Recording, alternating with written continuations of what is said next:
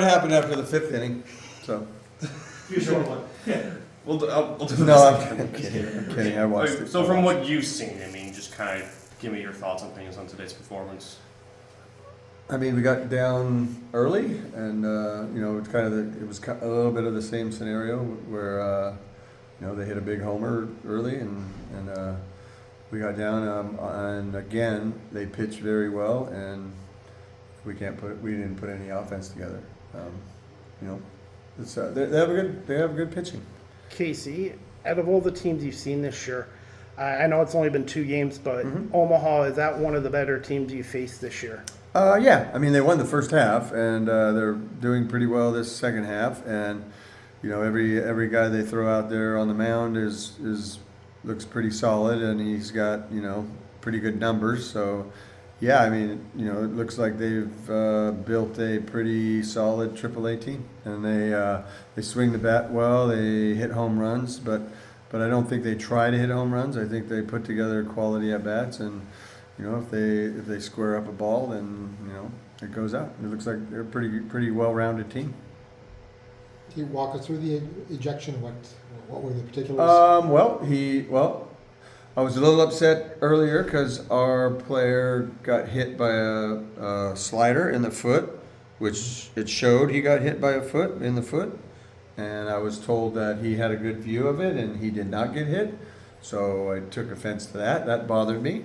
And then it was 1st and 3rd, and the batter bunted at the ball, which was on the replay, which I saw, and he said he didn't bunt at it. And the guy he checked at first, and he said he didn't bunt at it.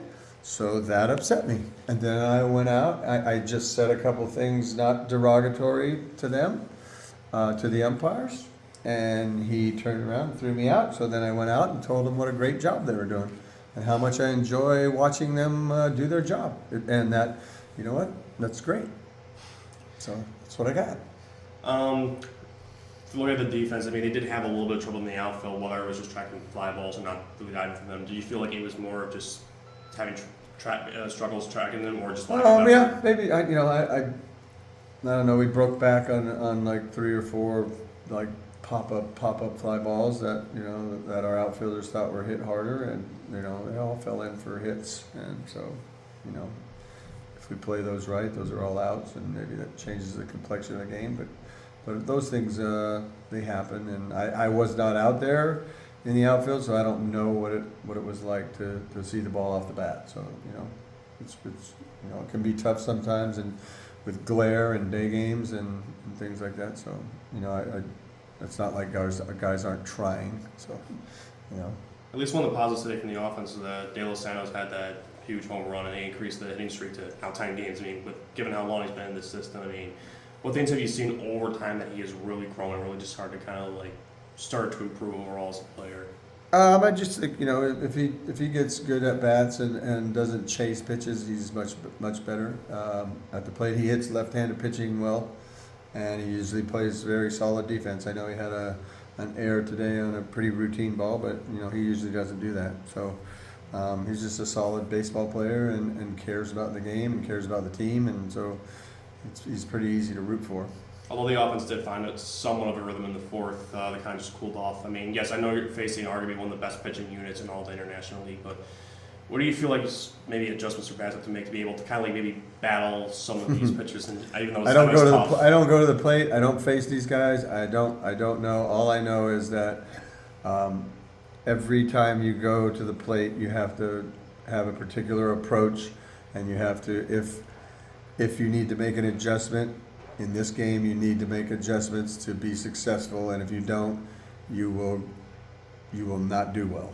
So I can't speak to what players think or what they go through, or all I can say is my experience and my knowledge of the game is that if you go and do the same thing and you have failure, that is the definition of an insanity. So Casey, if you continue to do the same thing. Okay, so I was going to say, when you guys cut the lead to 3-2, I thought the turning point was Omaha when they got those 2 runs back right away, because they pitched really well, and having that 3-run lead is huge instead of having a 1-run lead. Well, shutdown innings are big in baseball, and momentum is big. It's like, so if you saw how the game went, we got out of a bases loaded jam with 1 out. They did not score. We immediately put 3 hits together. We hit, De Los Santos hits a 3-run homer, so there's a momentum change. We scored 2, we get back in the game, it's 3-2. We immediately come back out the next top of the inning and give up 2 more. So that takes the momentum right back away from us and gives it to them. So the game is, if you watch baseball over and over in throughout the history of baseball, you watch games and you see momentum changes and little things that happen. It wasn't the home run that De Los Santos hit that changed the momentum. It was Quinones punching out the guy and getting the F7 with a bases loaded no out, with a bases loaded 1 out jam. And then that just changed the whole complexion of what was happening. Gave us confidence. We swung the bat well. We put together a couple runs. The thing is when you do that, you have to go out and shut down the team. I know nobody goes out the next inning after you score and expects to give up runs. They want to shut down the team every inning they go out. However, because the game is so mental and it's based on momentum shifts, those are important innings. Those half innings are very important in the game. Thanks, Casey. Yep. Casey, All right. appreciate Casey, it. can I Thank you. grab you for a second?